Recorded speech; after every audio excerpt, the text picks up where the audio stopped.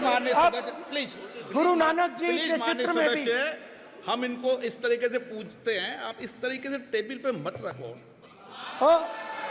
Sir कहाँ रखूं sir? तरीका ठीक सर कहाँ रखूं? यहाँ रख दूं सर? आप यहाँ मत यहाँ रख रखो। देता हूँ सर।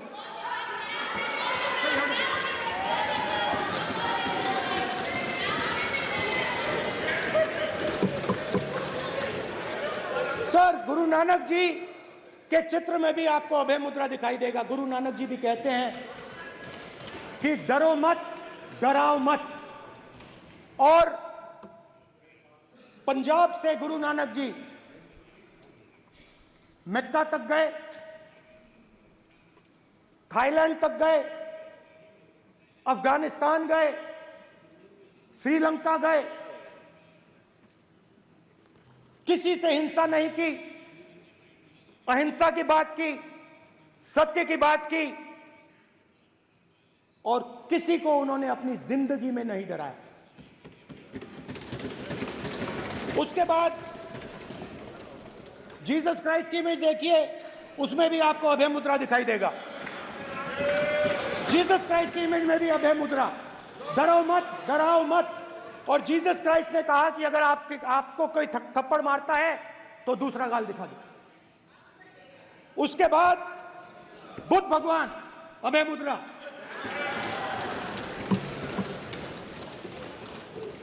डरो मत, डराओ मत, अहिंसा। मतलब, और अंत में महावीर, डरो मत, डराओ मत, अभय मुद्रा। मतलब हिंदुस्तान के इतिहास में 3 फाउंडेशनल आइडियाज हैं। मोदी जी ने अपने भाषण में एक दिन कहा कि हिंदुस्तान ने किसी पर आक्रमण नहीं किया। उसका कारण है क्योंकि यह देश अहिंसा का देश है, यह देश डर का देश नहीं है। तो हमारे सारे के सारे महापुरुषों ने अहिंसा की बात की, डर मिटाने की बात की। डरो मत, डराओ मत, डरो मत, डराओ मत। और दूसरी तरफ शिव जी कहते हैं डरो मत, डराओ मत, अभय मुद्रा दिखाते हैं, अहिंसा की बात करते हैं, त्रिशूल को जमीन में गाड़ देते हैं। और जो लोग अपने आप को हिंदू कहते हैं वो 24 घंटा हिंसा, हिंसा, हिंसा, नफरत, नफरत, नफरत, असत्य, सत्य, असत्य।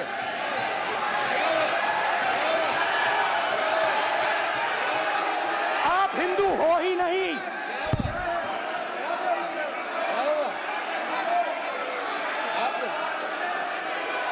Just get me that picture of Shiva. inside because of his Hindu धर्म में साफ लिखा है, सत्य के साथ खड़ा होना चाहिए, सत्य से पीछे नहीं हटना चाहिए, सत्य से नहीं डरना चाहिए। अहिंसा हमारा प्रतीक है। अभय मुद्रा ऐसे कीजिए, ऐसे कीजिए, अभय मुद्रा।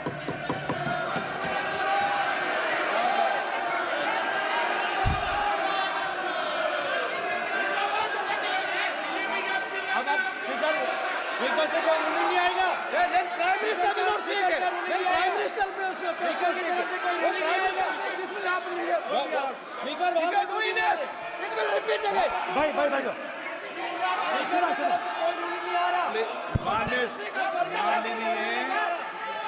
ये आप बात समझिए, आप बात समझिए। ये इसलिए चिल्ला रहे हैं क्योंकि तीर जाके दिल में लगा है, दिल में जाके तीर लगा है, इसलिए ये चिल्ला रहे हैं। देखो चुप हो गए, देखिए स्पीकर साहब चुप हो गए सब।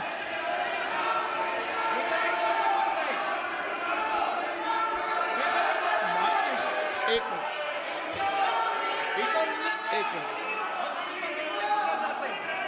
माननीय आप प्रतिपक्ष के नेता हैं, किसी की भावनाओं को ठेस नहीं पहुंचे।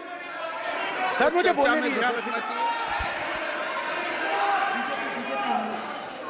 ये जो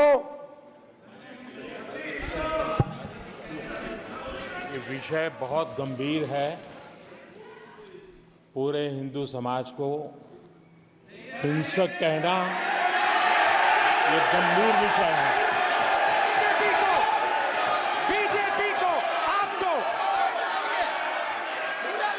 नहीं, नरेंद्र मोदी जी पूरा हिंदू समाज नहीं है, बीजेपी पूरा हिंदू समाज नहीं है, आरएसएस पूरा हिंदू समाज नहीं है।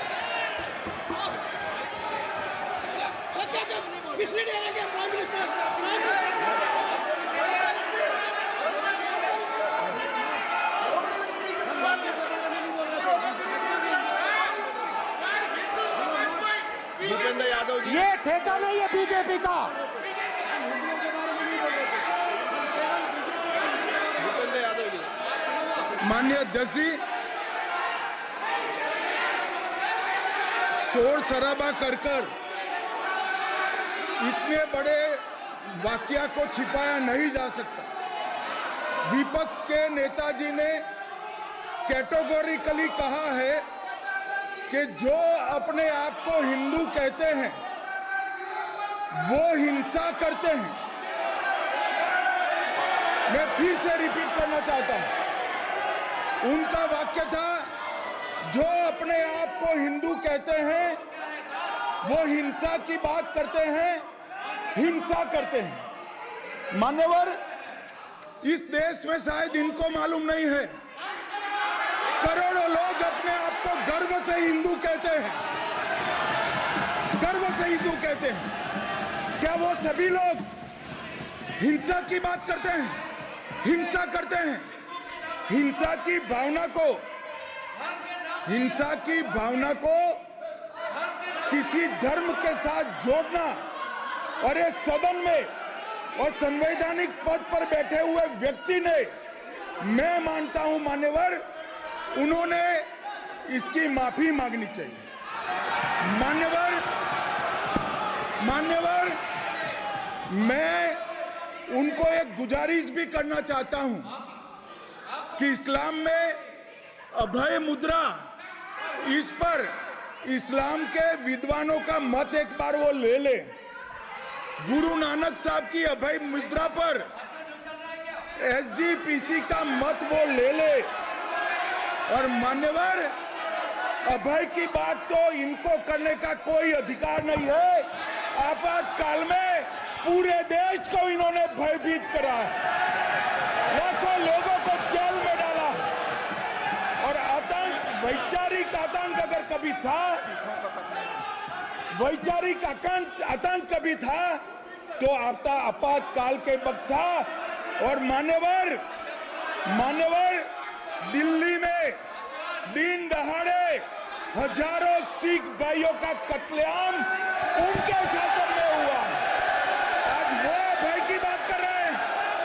मान्यवर, मेरा आपसे आग्रह है कि श्री राहुल गांधी, नेता प्रतिपक्ष, पहला भाषण होने के बावजूद माफी मांगनी चाहिए, न केवल सदन, पूरे देश की माफी मांगनी चाहिए।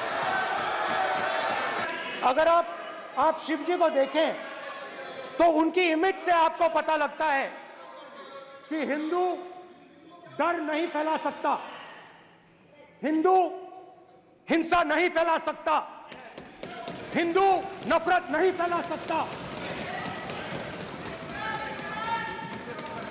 और बीजेपी 24 घंटा नफरत, हिंसा, नफरत, हिंसा, नफरत, हिंसा।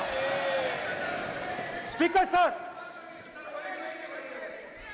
कहां तक इन्होंने डर फैला दिया है?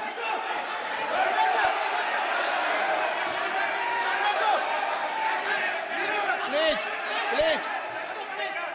सर, कहां तक इन लोगों ने डर फैला दिया? मैं आपको अयोध्या से शुरू करता हूं। सर नमस्कार। अयोध्या ने आपको मैसेज भेजा, अयोध्या ने राम भगवान, सर क्या रूलिंग? मेरा व्यवस्था का सवाल है।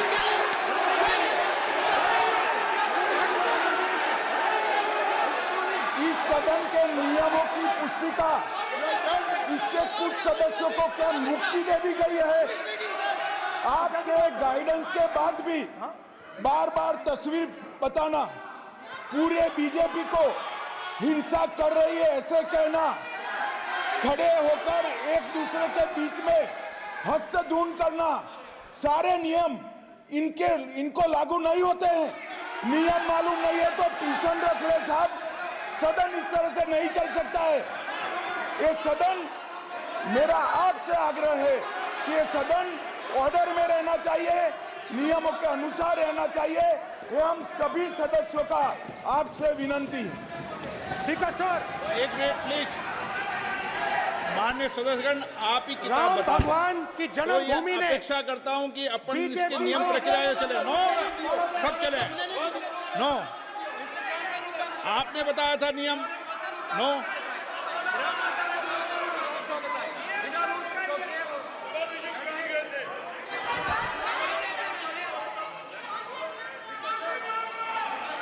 माइक दीजिए सर। हाँ सर, मेरा सवाल है सर, इस माइक का कंट्रोलर किसके हाथ में? प्लीज बैठिए, बैठिए, बैठिए। सर, ये ऑफ होता है, प्लीज बीच माने में ऑफ हो बैठिए जाता है। प्लीज। ये बार कई बार विषय उठ गई और बहुत गंभीर, और माननीय सदस्य, आप प्रतिपक्ष के नेता हैं, आप सदन के बाहर भी ये बात कहते हैं कि माइक बंद कर देते हैं।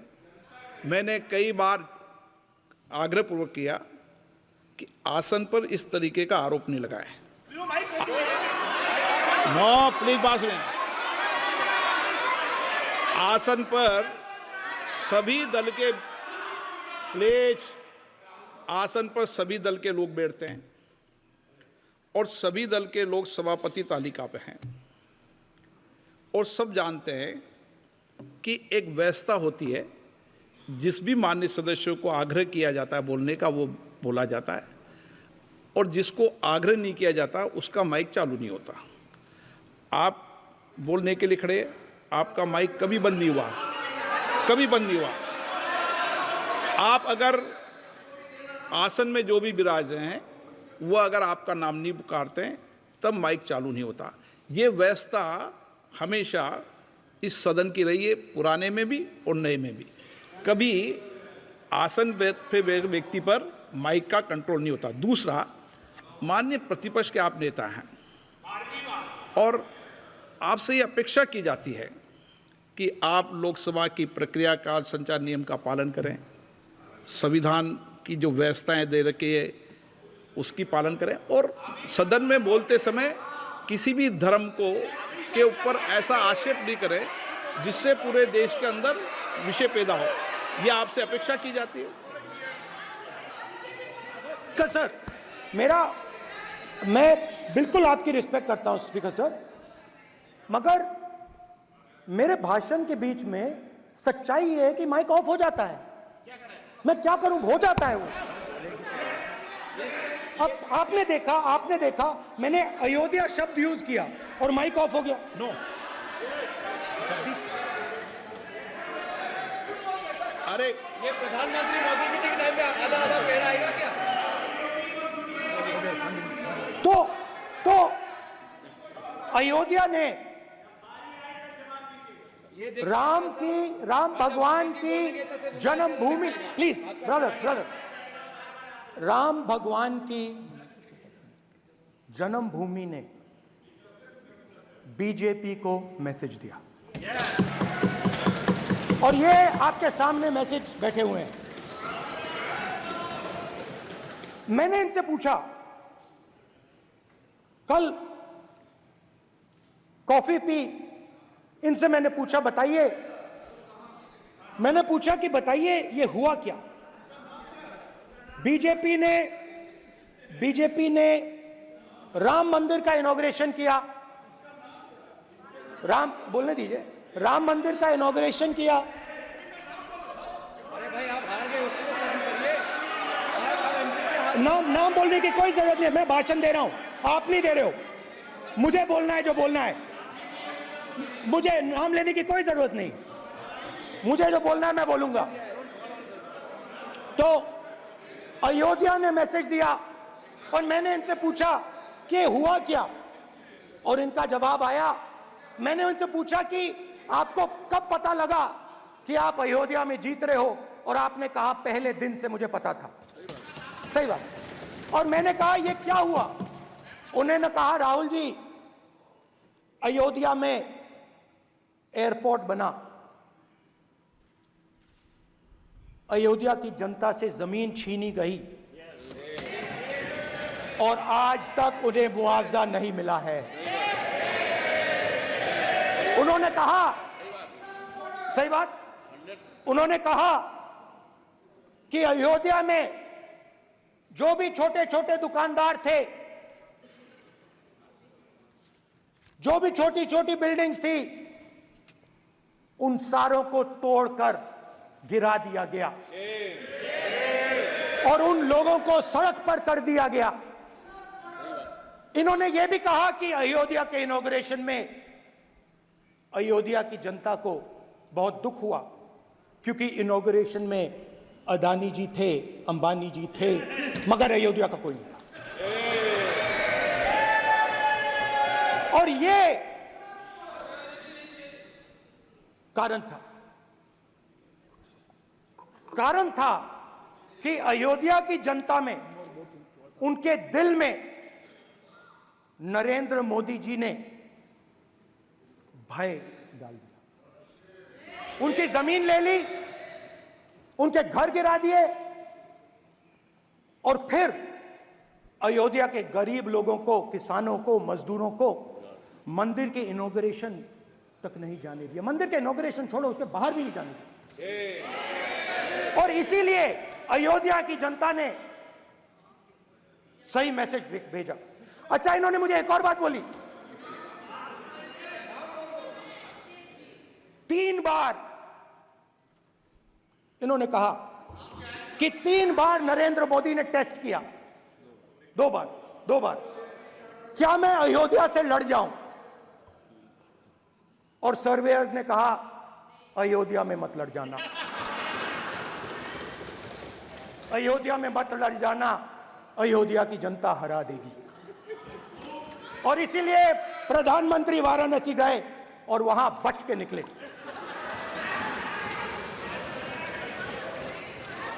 तो अयोध्या की जनता को डराया, पूरे देश को डरा दिया। मैं आपको बताता हूं, आज सुबह में आया, राजनाथ सिंह जी ने मुस्कुरा के मुझे नमस्ते की, और मोदी जी बैठे हैं, मुस्कुराहट नहीं, सीरियस, नमस्ते भी नहीं करते। कहीं मोदी जी ना देख लें, प्रॉब्लम हो जाएगी। वही कहानी गडकरी जी की है, सच्चाई है। अरे भाई, अयोध्या की जनता को छोड़ो, ये तो बीजेपी वालों को डराते हैं।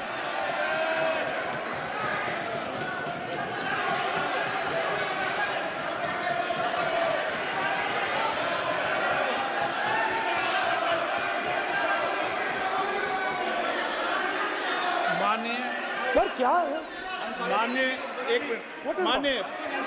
माननीय प्रतिपक्ष के नेता, एक मिनट, माननीय प्रतिपक्ष के नेता, आप सदन के वरिष्ठ नेता हैं।